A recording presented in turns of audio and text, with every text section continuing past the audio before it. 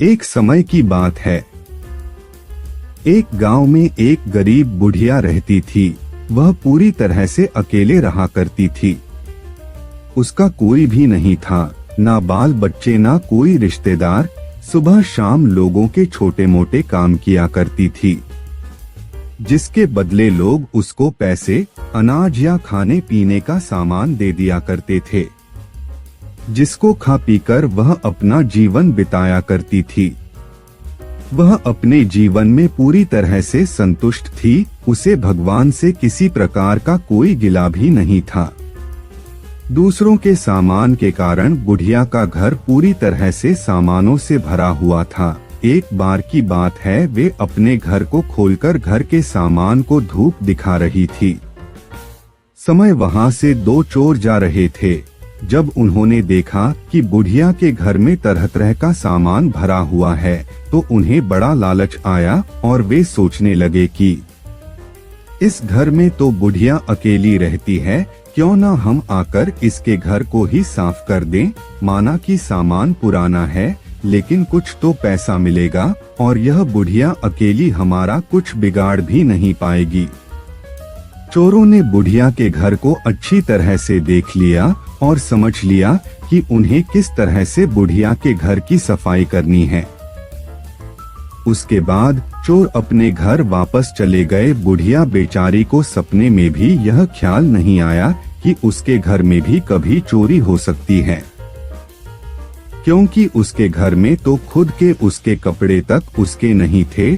सब कुछ गांव वाले उसे दिया करते थे, जो वह अपने घर में रख लेती थी। खैर कुछ दिन बीत गए और एक दिन रात में चोर अपने दो साथियों को लेकर बुढ़िया के घर पहुंच गए। कमाल की बात यह थी कि उस दिन सरपंच ने बुढ़िया को चावल, दूध और चीनी दी थी और बुढ़िया बहुत खुश थी। बुढ़िया ने खुशी खुशी अपने लिए खीर बनाई और खीर बनाकर वह उस खीर को चूल्हे पर रखकर सोचने लगी कि अभी तो खीर बहुत ही गर्म है, जबकि थोड़ी ठंडी हो जाएगी तब आराम से खाऊंगी।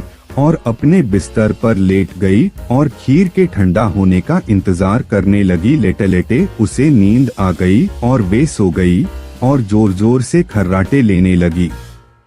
चोर बाहर खड़े थे। बुढ़िया के खर्राटे की आवाज सुनते ही उन्होंने सोचा कि चलो अब रास्ता साफ हो गया और अब हम आराम से बुढ़िया का घर साफ कर सकते हैं। वह सब जल्दी जल्दी आकर बुढ़िया के घर में सामान तलाशने लगे, परंतु कमाल की बात यह थी कि उन्होंने जो देखा था वह बिल्कुल गलत था। बुढ़िया का घर तो सामान से भरा हुआ था, किंतु एक भी सामान साबुत नहीं था। हर सामान टूटा फूटा, पुराना और खराब था। यह चोर बड़े दुखी हुए और बुढ़िया को बहुत गालियां देने लगे। वह बोले, देखो कितनी दुष्ट बुढ़िया है, आराम से सो रही है और हम बेचारे इतनी मेहनत कर रहे हैं।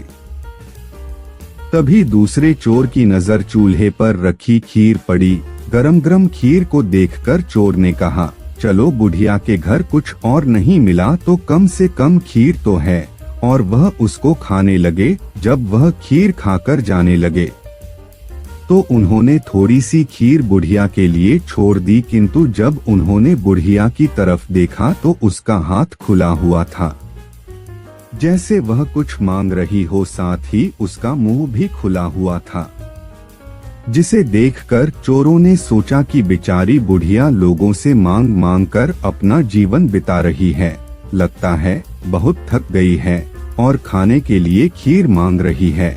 आखिर उम्र में है तो हमारी माँ के ही बराबर। और बिना कुछ सोचे समझे गरम गरम खीर बुढ़िया के मुंह में डाल दी। गरम गरम खीर मुंह में पड़ते ही बुढ़िया जोर से चिल्लाई, हाय दैया, मार डाला मार डाला मार डाला। बुढ़िया की चीख सुनते ही चोर डर के जल्दी जल्दी छुपने लगे। जिसने मुंह में खीर डाली थी वह ऊपर जाकर छिप गया, एक चारपाई के नीचे और एक चारपाई के दाएं। बुढ़िया की चीख सुनते ही गांव वाले बुढ़िया के घर आ गए और पूछने लगे, क्या हुआ माँ? बुढ़िया बोली, मुझे क्या पता, ऊपर वाला जाने। यह सुनते ही ऊपर छिपा हुआ चोर बोला, अरे भला मैं क्यों जानूं, तुम्हारी चारपाई के नीचे छिपा चोर ना जाने। यह सुनते ही चारपाई के नीचे वाला चोर बोला, मैं ही क्यों जानूं, चारपाई के दाएं छुपा चोर क्यों ना जाने।